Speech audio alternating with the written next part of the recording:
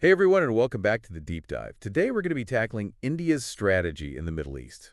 It's always a hot topic in international relations, but especially important for those UPSC aspirants out there. Definitely. It's a topic that comes up again and again in both the mains and the prelims. Absolutely. And for today's Deep Dive, we're going to be pulling our insights from a recent editorial in The Hindu. So you know it's going to be packed with relevant information. Now, I don't want to give too much away just yet. Yeah, keep them in suspense. But just a little teaser. Did you know that over 66% of India's NRIs actually live in the Middle East? That's a huge connection, and it just hints at how deep this relationship really runs. That's right. And to really understand India's strategy, we need to start with the fundamentals. Why is the Middle East so crucial to India's overall foreign policy? Okay, so let's talk about those fundamentals. Why is the Middle East such a cornerstone of India's foreign policy? Well, the most obvious reason is energy security. India gets a huge chunk of its oil and gas from the Middle East. How huge are we talking? We're talking over 50%. So keeping the lights on across India, powering industries, keeping the economy running, it all depends heavily on the Middle East. So we're talking literally keeping those engines running. Exactly. But here's where things get interesting. It's not just about energy anymore. India's relationship with the Middle East is becoming much more complex. Okay, I'm listening. We're talking about growing trade, investment flowing in both directions, massive infrastructure projects, and even these growing cultural connections. That sounds a lot more complex than just oil. Oh, absolutely. And understanding this complexity is key for those UPSC exams. So let's dive into some examples. All right, give us some examples. What does this complex web look like in action? Take the India Middle East Europe Economic Corridor, or IMEC for short. This is a really ambitious project with the potential to completely reshape global trade. IMEC. I'm not familiar with that one. Basically, it's a network of rail lines, roads, and shipping routes that would connect India to Europe through the Middle East. Imagine India becoming this new hub connecting Asia and Europe. So potentially rivaling some of those traditional trade routes.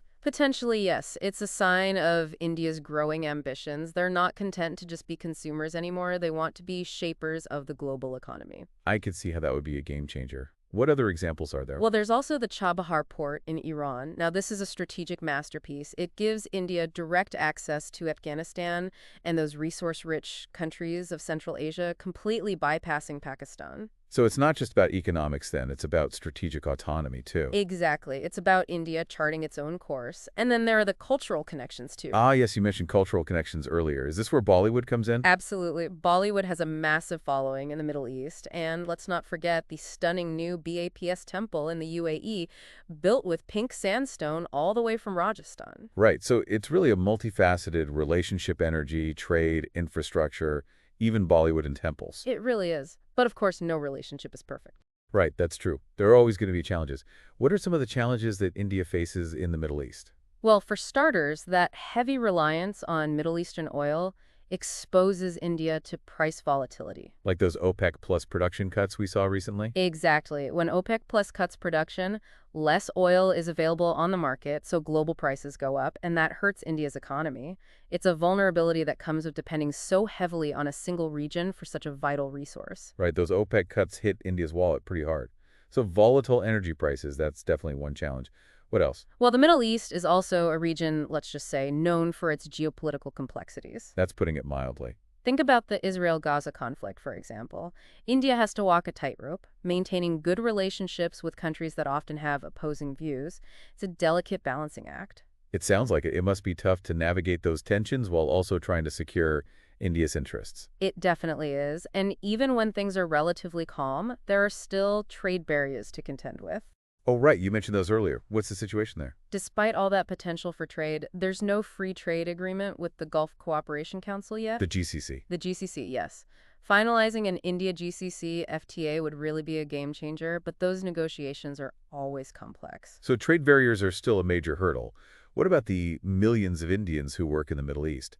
They must factor into all of this as well, right? They absolutely do. Those workers send back vital remittances that really support India's economy. But there are also concerns about labor rights, worker exploitation, those sorts of things. So finding that balance. Right. Balancing the economic opportunities with the well-being of those Indian workers. That makes sense. It sounds like India has its work cut out for it. They do, but they're not just sitting back and reacting to these challenges. I would hope not. They've got a proactive strategy for strengthening their position in the Middle East. Okay, now this is what I'm really interested in. What does that strategy look like? What's India doing to take charge of the situation? Well, one of the biggest things they're doing is moving beyond just being a buyer of energy. They're looking at co-development in renewable energy, hydrogen production, strategic oil reserves, that sort of thing. So it's not about ditching oil altogether. It's more about diversifying, becoming less vulnerable to those price shocks. Exactly. And becoming a partner rather than just a customer. That's smart. So diversifying energy sources and becoming more resilient, that's part of the plan. What about trade? Are they branching out beyond oil and gas? They definitely are. They see massive potential for growth in manufacturing, IT, space technology, even defense exports.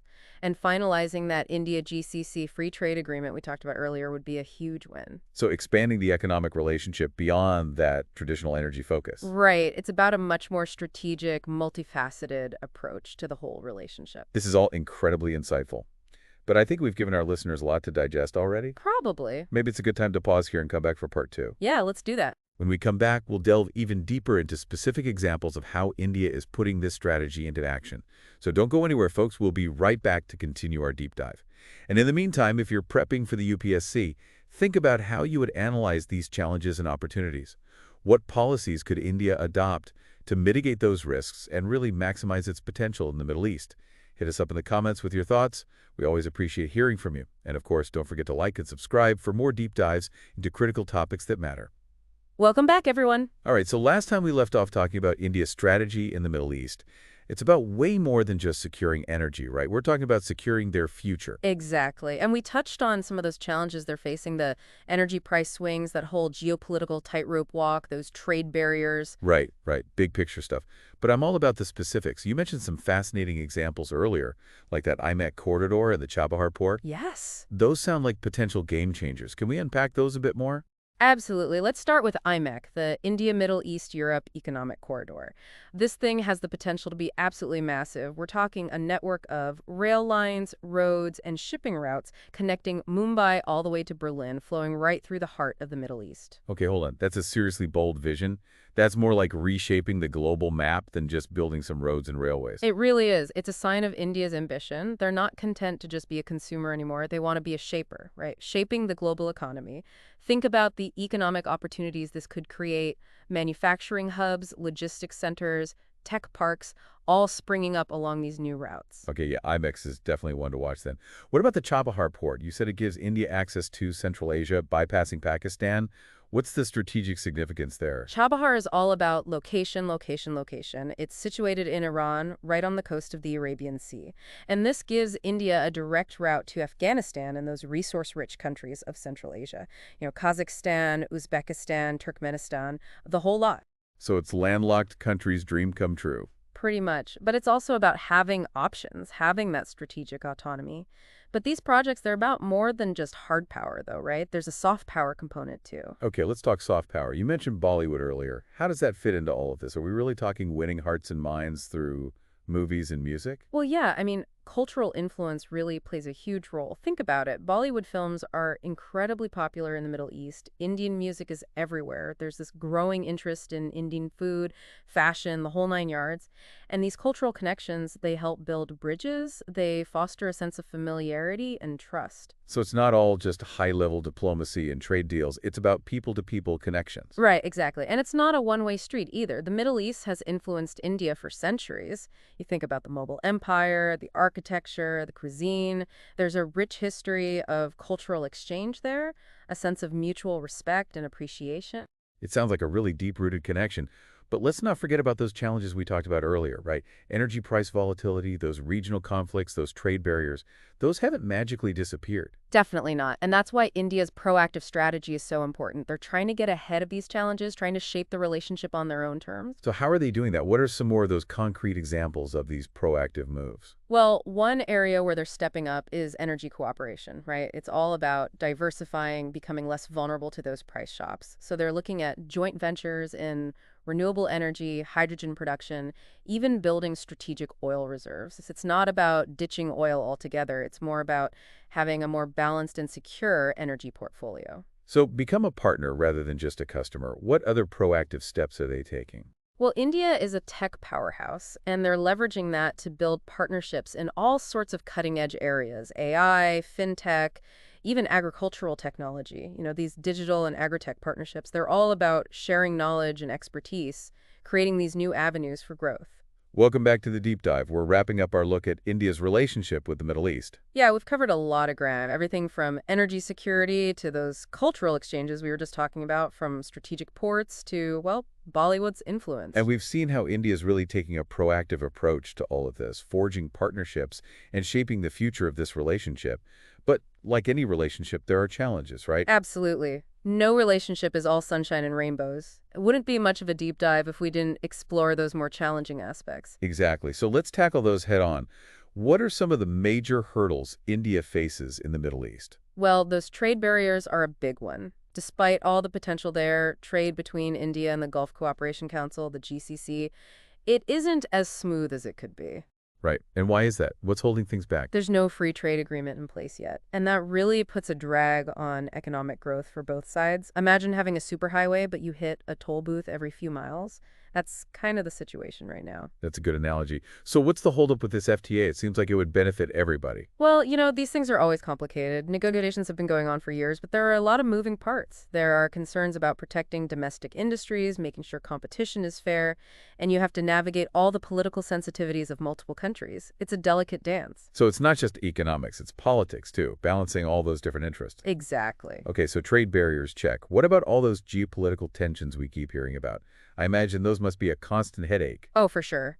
The Middle East is a region full of complexities and historical baggage. The Israel-Gaza conflict is a prime example.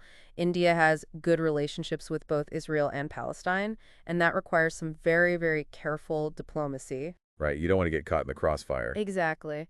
And it's not just about managing those relationships either. It's about protecting Indian citizens who live and work in the region.